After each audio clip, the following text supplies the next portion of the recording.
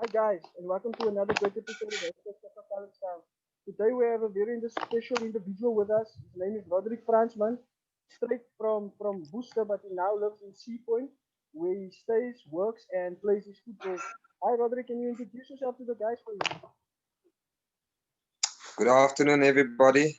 My name is Roderick, surname Fransman, originally from Worcester, Riverview, and I'm currently a resident in Sea Point, in Cape Town. I've been here for 10 years, more or less. And yeah, I'm very excited to be on the Soccer Kalitz Style channel today with Derek. We are grateful to have you with us, Roderick, and it's really an honor for us to have you with us today.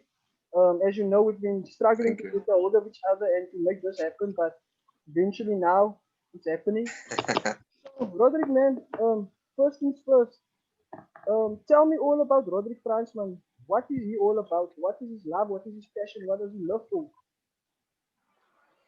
Well, where do I start off? Well, I'm a very ambitious person. I like to challenge myself. I like to explore. I like to do a lot of stuff at the same time. One of the great things that I love and that I'm passionate about is football in general. This love story started quite a long time ago. Um, Not just football, also in my career, the industry that I'm in hospitality. To work with people and to be around people is always a good thing for me. It's like a dream every day just to understand people's culture, where they come from, their backgrounds, and also to share my background with other people, my culture, what I know, to share my knowledge with them.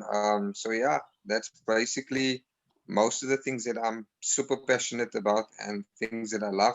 Football and work, as well as just motivating youngsters and young people out there to get out of their circumstances. There's many possibilities outside.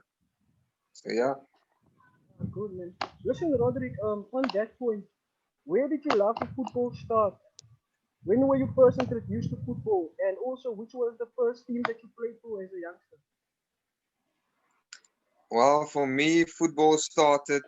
Um, it's going to sound like it's like way back, but it started 1998 France World Cup.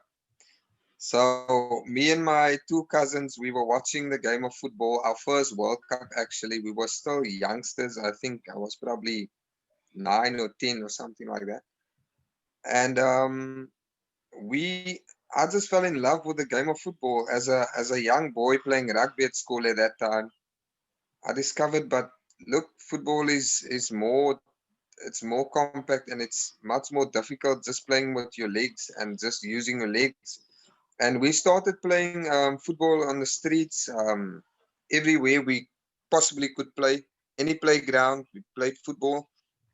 Um, so I actually that time had this person that were playing football as an idol. Thierry Henry played for France. After watching this guy, I wanted to be exactly the same as him.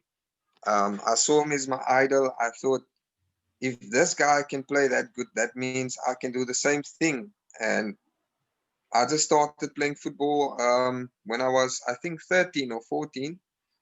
I started joining a local club in Worcester. It's called Vierwoud FC. They're still one of the most popular teams or clubs in Worcester, one of the oldest clubs as well. So I started as at the junior level, basically the academy team. Um, I played about like 2 years for Vierwoud, from 13 under 13s to under 15s, and from there I actually, when I went to high school, I started playing on high school as well. We didn't actually get a lot of game time, but I managed to play in the high school squad. But over the years, I've been watching football. I've been watching local football there. There was like big teams that time. I think they still do exist. Double foot suitors, Glenview Aces, 11 Experience, Manchester United. Then after a couple of years, obviously when I started in the industry, in the trade, after working and studying, it's like 10 years after, I thought, look, I lost my touch here. I should start playing football again. So that was basically when I started moving to Cape Town at that time. I thought, but I can still play football if you have 24 hours a day or 12 hours in a day. You might as well just use 2 hours of your time to train or to do some sports or some fitness stuff. And then it actually kicked off here like I think 4 years ago. I was staying that time in observatory, so I wanted to train with a club there called Queen's Park Rangers. Mm-hmm. I just trained with him for a month, and then I moved to Sea Point again, and then I met up with a couple of guys here playing football. We started playing social football in the parks, and then I met another group of guys, and they basically wanted to start a club. They are a small established club, Sea Point United. And then I started playing for them again. I just had a couple of games recently, and yeah, the love of football is always there. You're never too old to learn new tricks, man. So yeah, that's my story based on football and where it all started. Yeah. Listen, man. You said you started at U of Hope football, and yeah, and as you said, there's also a lot of clubs in Worcester like Double Foot Shooters and Glenview Aces. Sporting has now risen, and there's a lot of clubs. Yes, Avian Park also that has made a yes, mark and that is busy making a mark. Like Valencia FC, they are going to the Super League right now. But still, yes, the question, what I want to ask you is, why do you think that the teams from Worcester or small towns or the players never make it to the top? It's 1% out of the 100% of the talented footballers that we see growing up, coming through the ranks. They are young through the juniors. You yourself was one of those. And I know a lot of guys that has exceptional talent that should be on a football pitch in England or in Germany or even in South Africa. Why do you think we yes. are struggling that much to get a breakthrough? Look, coming from environment of where there's crime, gangsterism, drugs, and all of those things happening around us, living in those conditions. Young players often in our areas or communities, they do sports, but on the other side of sports, there's always bad influence from peer pressure from guys. And I think the reason why not a lot of guys get the opportunities because also at the same time the community also don't actually want to support these guys when they do want to go and flourish in maybe overseas or play for a bigger club in Cape Town or for Ajax, for example, or Cape Town City, because the people they not really interested in supporting, or it could possibly be a financial factor as well. We the people don't invest enough money, or they don't invest time to focus on these youngsters that's got pure talent to prove to bigger teams that they can do it and that they can accomplish things somewhere else. So I think the main problem lies with the support in terms of locally. Not a lot of locals support local people or local players or young players coming up from clubs. Okay. Thank you for that insight into that. I think that the support is there, especially when the people are playing. The people are coming to the field. The people are showing their love. The people are showing their support. I think in Booster especially, I think there's too much of these players moving around from one club to another club, going to another club, going to the new best team Yes, that's standing up. And I think that's an ego problem that the players have. And that ego yes, problem, the root cause of that ego problem is mismanagement. yes, Why hasn't any team from Booster, which is such a big area, not went on to going to at least the first division? None of them. We only go to the Castle League, and if we've made it to the Castle League, we think we are local stars.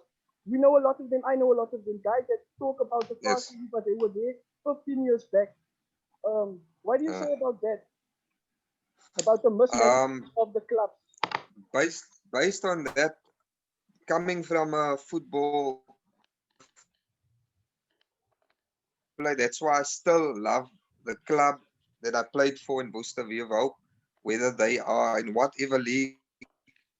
The important thing for players out there is like they must be loyal to their clubs. That's the first thing where it starts off. Because how can you manage a team where a player is unhappy or he feels like he's a bigger player than the next player, or it could be any given reason, but also, like you said, mismanagement. Sometimes there's not a leader or a person that will take these players by their hand and say, look here, guys, if you guys really want to accomplish things and want to move up and play in bigger leagues, you guys need to give 100%. And not everybody is willing to give that 100% based on whatever reasons. And I think the only way we're gonna move forward is if, like I said, loyalty is important. You need to be passionate about the game, passionate about your club. Do whatever you can in your time to invest your time in the club and to let your club be all up there in the bigger leagues. And like I said, the last thing is like just you need leadership. You need good management and good leadership. Okay, thank you, Roderick. Listen, man. What I wanted to say is, I did some digging on bigger clubs that made it into the big leagues, as we can say it, and I saw that they had some heavy capital invested into them. They have Yes. high performance centers, my friend. They have the correct balance, they have the correct nutrition, and they have billionaire owners. You understand? Why do Yeah. you think there's not the local LFA or the local community of rich people, business people in Worcester is not investing enough in colored people, colored football players? Um, that could all lie by municipality, those guys they I mean, you look at areas specifically in Worcester where you can see this could be maybe a ground where there could be facilities made available for youngsters where we can maybe make a football court, make it safe for everybody, make it central, invest money in that. But what happens? People propose these type of things and it never happens from the higher heads. In Worcester, or it could be anywhere in Cape Town. The facilities are not there. The funds are not there. People should, if they really want to keep the kids from the streets and let them do sports, they should be able to put up facilities more for the youngsters. And you look at big example of that. If you look at Stellenbosch FC, no one ever heard of them 10 years ago or 5 years ago. Those guys started from the ground. They got a good sponsor. They got someone who invested in them that Heavily, saw the heavily, potential. heavily, really heavily, my Yes, friend.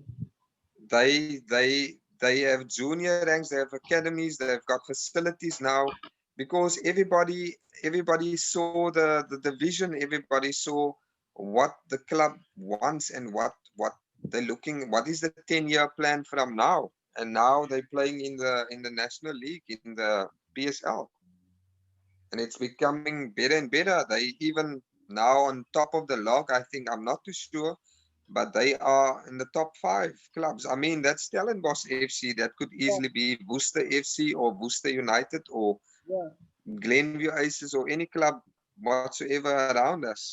yeah. Speaking about that, Roderick, facilities and all that, you know what the facilities is like in Worcester. I just want to share a photo of the fans about your current facilities and where you are busy with. You can see it's a huge difference. So, Roderick, can you tell me about this picture?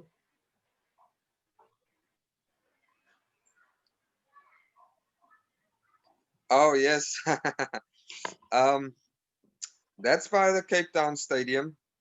Um, it is magnificent. Looking at the stadium every time give me, I just want to pinch myself every time because looking back at 2010's World Cup, how the supporters and people were all around the stadium. I mean,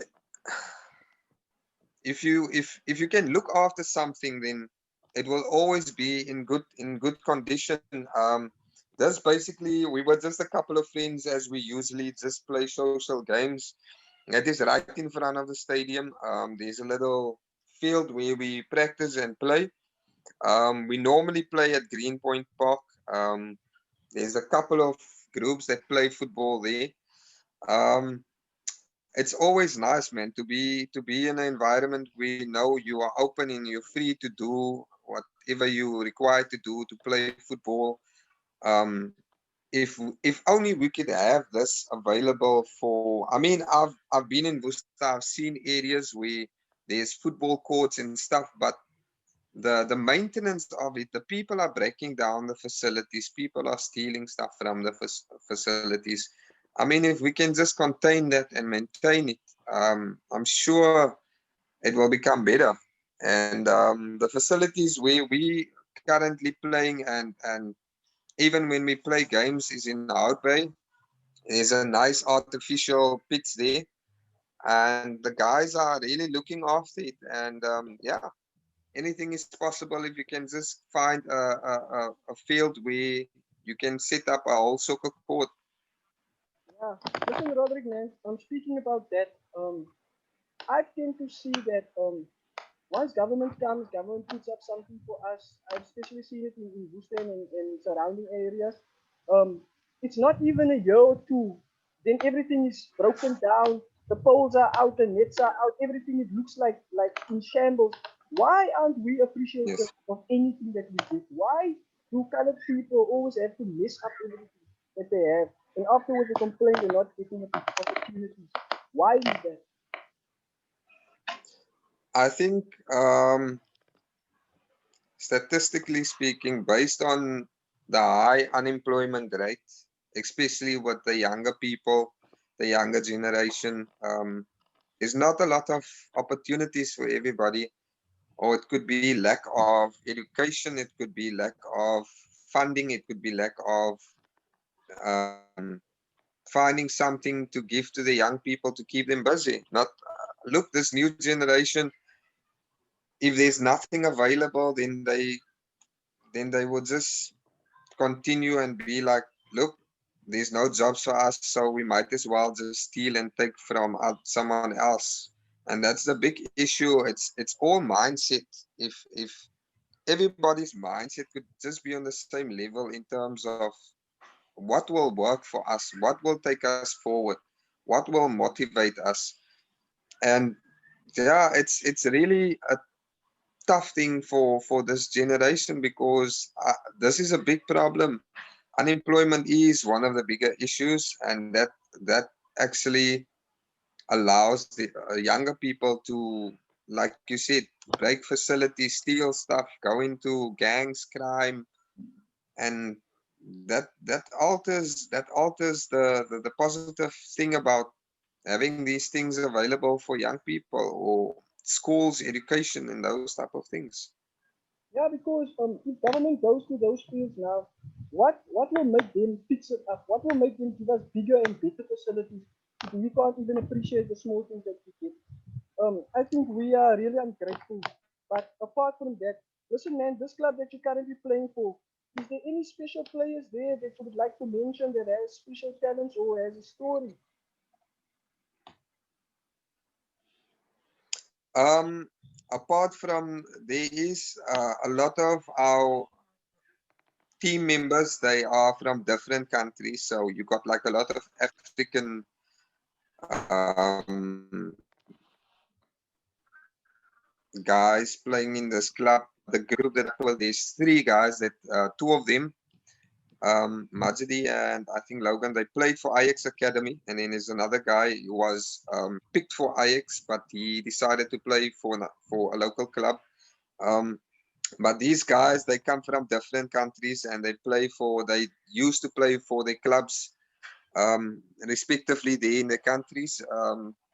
Yeah, these guys are like quite good, I must say, and it's always nice to learn from someone else from a different football background in terms of skills and basics. It's Yeah. I learn every day from my partners or my players in the team what to do. Yeah, it's very interesting. Oh, cool, man. Listen, Roderick, what I wanted to ask you on that, these players that you are currently playing with, um, these African players or colored players or whatever players they may be, why do you think there is a lack of colored representative players in the national team? And why do we always have to perform game after game after game? If we don't perform in one game on our peak, then we just get loaded. This happens in a lot of South African sports, whether it be cricket, rugby, or soccer. If you are colored, you have to perform consistently. Otherwise, you're going to be dropped. Why is this so? And why is there such few colored players in the South African national setup? Look, we all cry out to have that in sports. I think it all comes down to scouts, those guys. It's like they only look at bigger cities or bigger clubs for players, and especially when it comes to colored players or these guys, they play maybe for Ajax Cape Town, and then they do the academy, and then when they have to play for the senior team, they are not selected because then there's other players coming from Orlando Pirates or from Kaiser Chiefs, and they get the selection, and the local Cape Town guy or local Worcester boy, or it doesn't matter from which town he come, he would just sit on the bench, and that's a big problem because if you look at our national squad or our South African team, majority is Africans, and And let's say Africans, 70%, Africans and and Africans. there's 20% coloreds and maybe 10% whites. And I Where? mean, if it's equal, Where, Roderick? sorry, Where? Where's the 20% colors? Which players are you speaking about? I And mean, which if I say white and which 20%, white then I can colors? only say, if I say 20%, I probably can just say two players, perhaps. Who are Keegan those two Dolly players? and Who are those two players? I'm not too sure if Keegan Dolly plays for the national team, but I know of him. And then there's that goalkeeper, what's his name? Williams. Yeah, Ronald I Williams. think he plays for Budwest. It's pathetic. It's pathetic.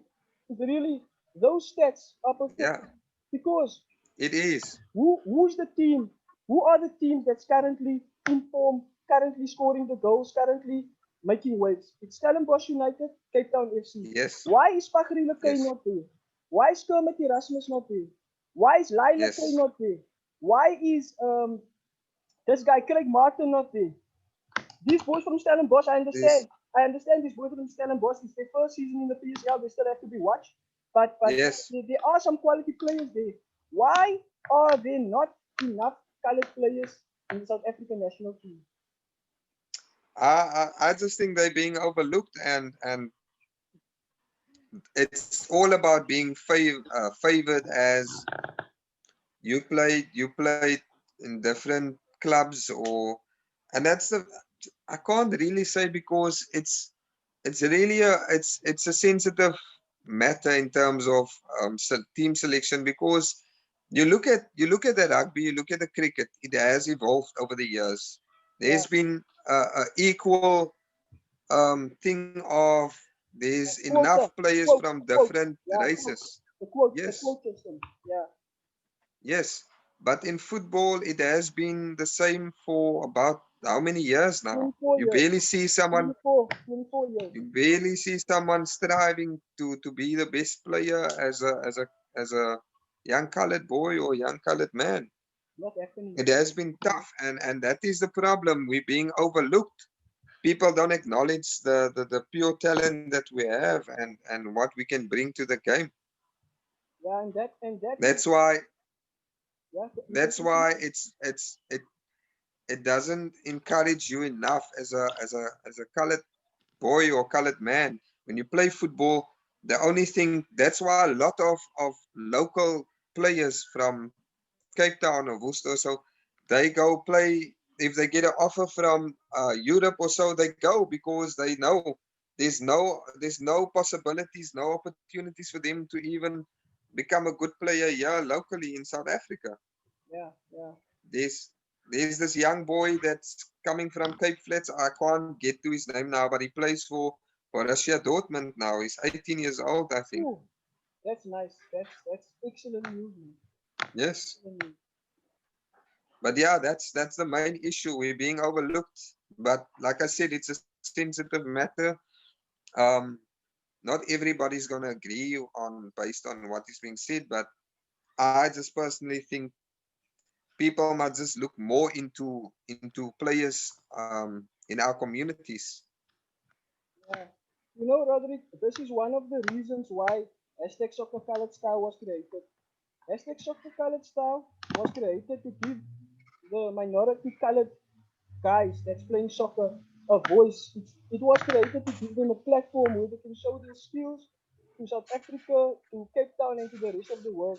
Because there's never been something like this. This is a first in our generation. This is a first in South Africa that colored people are having their own talk show and speaking about colored issues on colored football. And this Yes. I don't feel ashamed. I don't feel ashamed to talk about this because when it's African, they talk about what the African brothers must get in this African show, and when it's a European show, it's all about the Europeans and the whites, and they don't feel Yes. ashamed to talk about it, but we should feel ashamed to talk about our stuff, and this is the Definitely, time, I agree. and this is the time, and this is the season where things are gonna change, Roderick, and with soccer colored style, if I could just reach one person that could change his life and can do something and reach the full potential. If someone could just be seen or exposed from this channel and go on to doing bigger and better stuff, that would make me so happy. That Yes. would make me so happy. That was the reason for me doing this channel, to give the voiceless a Correct. voice, to give the great players that has no opportunity, that no one's gonna see, that no scout's gonna see, the supernatural way to go there quickly because I mean, this channel is international. yes. I also want to add on to that point. The thing is, um, we don't speak often about it, and it's good to speak out and to be heard from people. Our cry inside that we want people to acknowledge that there is a lot of talent on our local sides, on players and people, not just in terms of football or that, but in terms of careers, in terms of work, in terms of um, someone that want to go to become a doctor or so. You look it's all politics that we're going into, but at the same time it could also inspire what we are doing now, inspire someone young that disbelieved or there's a lack of self-esteem to believe there is possibilities out there to become something in life, and that there's someone that speaks out about it, because end of the day, if no one's going to speak about it, then nothing eventually will happen, nothing will go forward. Yeah, I think, Roderick, that is one of the main reasons why our people are lacking, because we are afraid to speak out. We are afraid to speak up, and let our voice be heard and let us be counted. In 2021, there's a big shift coming in South Africa and in South African politics, and I can feel that the minority group, which is us, apparently we are only 8% of the population of South Africa, but we are 80% of the prison population. How does that make any sense? It's How I does think that make any sense? I think they if we go, you can't blame apartheid, you can't blame all of that. A lot of people struggled, but like I said, people are overlooking our people, and they don't go into our areas or going to explore what it really is to be living in those conditions. Yeah, yeah, People will never understand in what difficult position a lot of mothers and fathers are, to provide for the house or be a breadwinner, sole provider. it's really tough out there, especially in this current economy and this current state that the country's in with lockdown. It it drags more and more young guys and young girls out there to do all the wrong stuff, and that alters the crime percentage. That it raises someone can kill someone else. That's why our prisons are full. Like you said, 80%. It doesn't make sense, but end of the day, the people overlook us, and that's the big issue. In terms of sports, it's the same. Like that's the reason why we're having this discussion. It's the same thing. It might not just be crime or so, but it can also be in terms of these. It's not equal enough to us. We don't get the opportunities. The opportunities are there, but we overlook most of the times. Yeah. It just makes me to think that if you like you said, we're going into politics right now, but I just think it needs to be said. If you look at the current state of things in the parliament, you would see that the chief of Khoisan or colored people or whatever they call it has been camping out there for about it's almost 3 years now, waiting for the president Yes. to give him a hearing. And till now he's been overlooked. So that just goes to show that being overlooked as a colored person in South Africa, it's the common practice, it's normal. Yes. I also think the same time, my experience being in a completely different place, it hits you really different if you come from a area where people are still racist. Like it's very diverse there, I must say. People are very open-minded, and that's the way forward. If everybody can just be open-minded about things and respect one another, it's all about integrity. That we must have mutual respect for one another. That's where it all starts, and that is what's going to make things work going forward. People must just be more open-minded about things and help one another, and that's the main issue in a lot of small towns, not just small towns, even in big cities as well. That's the main issue. Listen, man, as you can see, the pic that you have right there, I see you in the pic. Can you tell us a bit more about that pic? Well, this was 2018. There was a hotel tournament, and we participated. That was actually the first time we participated in this tournament. Unfortunately, we didn't win it, but we went all the way to the quarterfinals on our first attempt. I must tell you, it was really intense. It was really tough to play in Montague Gardens indoor five-a-side court. Um, there's no chance for you to breathe even in there. The ventilation is so bad. You indoors. We made it. Yeah, we made it to the qualification round, and then there was obviously teams that played for years in the tournament, and they won. And yeah, it was that team was really a great team, especially the guys in front, the two guys. Both of them play for clubs, the short guy and the middle guy. Yeah, it was really fun. I hope and pray after lockdown that we can do that I can play again in a tournament. Oh, cool. Listen, man, I just wanted to speak about a little about your job and what you're doing there. Am I correct in saying that you are currently working in the most expensive um, hotel this side of the town, or this side of South Africa, or this side of the world? Still there? Can you hear me? Yeah, I can hear you, but yeah, now you're back. Um, Yes. did you hear my question? Now, can you just repeat the question again? So, you told us that that was a theme for your job. And as I know that you are currently working in one of the most expensive and most luxury hotels in the world, can you tell us a bit about more about that and what the experience is working there? Well, it's really something. completely different to just a normal 3-star hotel. I've been fortunate enough. I've been working myself up to be where I work. It's not as easy to work in the hospitality industry. I've been in the industry almost 8 years. I started off working in guest houses, studying hospitality as well, and worked my way up. And that's the way of life. You need to work yourself up from the ground all the way up to the top. And I'm still learning and still growing in my industry. The hotel itself, it's in Waterfront. It's called the Silo. It's a 5-star hotel. And I can tell you, I've met some individuals there that you would obviously see on the television, that you would see doing national sports. I've met ministers. I've met Wow. a king of Saudi Arabia. So What? there's like high profile people going there.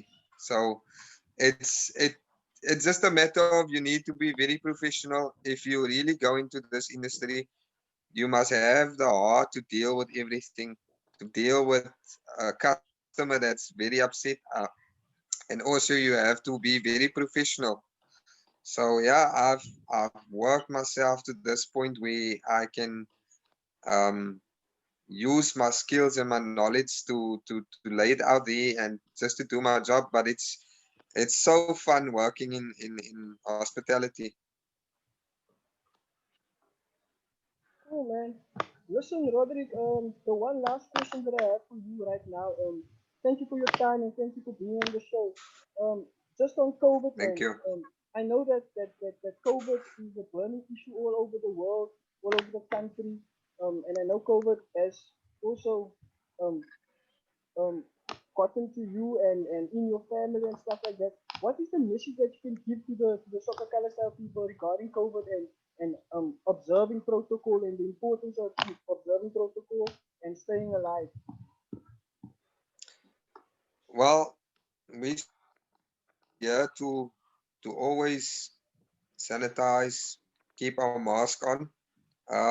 Look, we are moving up and down with level 1 to level 5 to level 3, but the only reason why we always moving up and down is because we are not adhering to the protocol of the president, and that makes it much more difficult for everybody, not just workers, but also for elder people, or nowadays COVID is taking lives, young and old. And if you think about it, it really hit my hometown or our hometown, Worcester, very hard in the past 2 months.